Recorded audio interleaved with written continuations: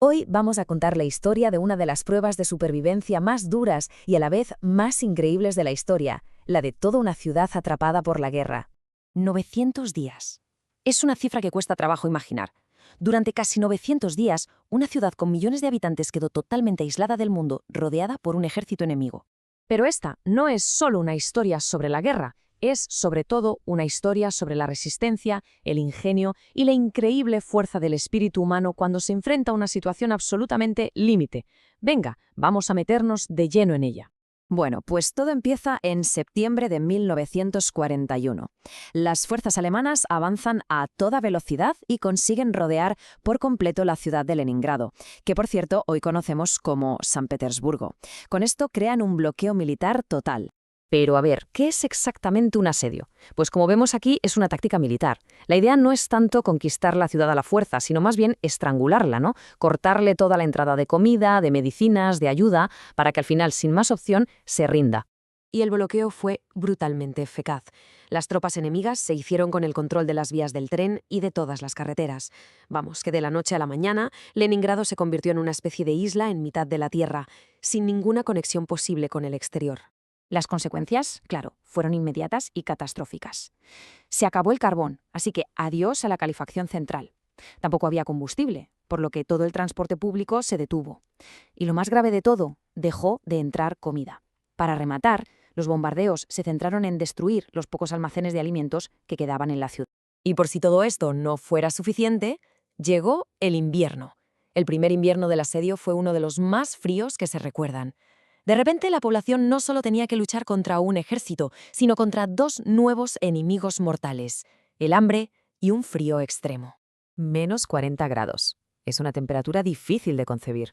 Ahora, imaginemos ese frío polar sin tener calefacción en casa, casi sin electricidad y con poquísima comida para que el cuerpo genere algo de calor. Las tuberías se congelaron y la gente tenía que ir al río helado a por agua. Una locura. La situación era tan desesperada que la gente empezó a quemar, literalmente, lo que fuera. Muebles, los suelos de madera de las casas, bibliotecas enteras. Todo valía como combustible para conseguir unos pocos minutos de calor y, con suerte, sobrevivir una noche más. Y luego, claro, estaba el hambre. Las raciones de comida se redujeron a casi nada.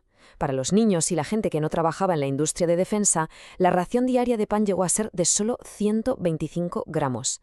Para que nos hagamos una idea, eso es más o menos lo que pesa una manzana pequeña. Y ojo, porque ese trocito de pan tenía poco. Para que abultara más, la harina se mezclaba con serrín, con celulosa, con cualquier cosa que pudiera darle algo de volumen. Era comida de supervivencia en su estado más puro y duro.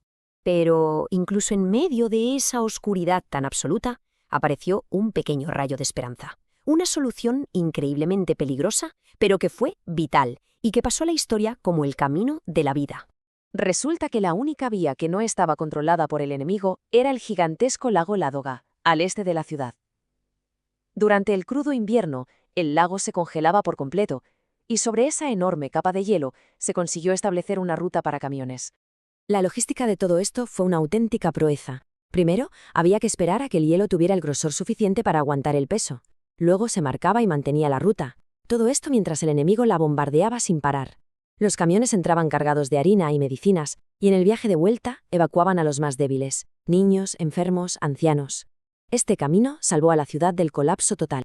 A pesar del hambre y del frío, la vida en Leningrado seguía. Pero era una vida bajo la amenaza constante de los bombardeos diarios, tanto de la artillería como de la aviación. La ciudad se tuvo que adaptar a esta realidad terrorífica. Por ejemplo, aparecieron estas señales pintadas en los muros. ¿Qué hacían? Pues avisaban a los peatones de qué lado de la acera era más peligroso caminar, para intentar protegerse de la metralla de los proyectiles. La gente aprendió a convivir con el peligro a cada segundo. Y esto es sencillamente asombroso. La resistencia no fue solo pasiva, no fue solo aguantar, fue activa. Las fábricas de la ciudad, muchas veces sin techo por las bombas y con obreros esqueléticos por el hambre, nunca dejaron de producir tanques, armas y munición. Cada trabajador se convirtió en un soldado más. Y claro, también estaba la resistencia psicológica, la de la moral.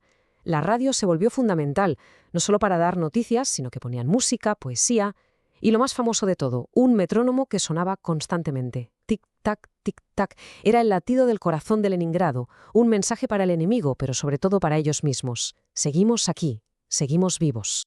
Después de más de un año de un sufrimiento que no podemos ni imaginar, el ejército soviético por fin estuvo en posición de intentar romper el cerco y terminar con la agonía de Leningrado. La liberación no fue cosa de un día, llegó en 2 fases clave. Primero, en enero del 43, una operación militar consiguió abrir un pasillo de tierra muy estrecho. No era el final, pero por primera vez en muchísimo tiempo llegó un tren con suministros. La esperanza había vuelto. Y finalmente, un año más tarde, en enero del 44, una ofensiva masiva rompió el cerco para siempre.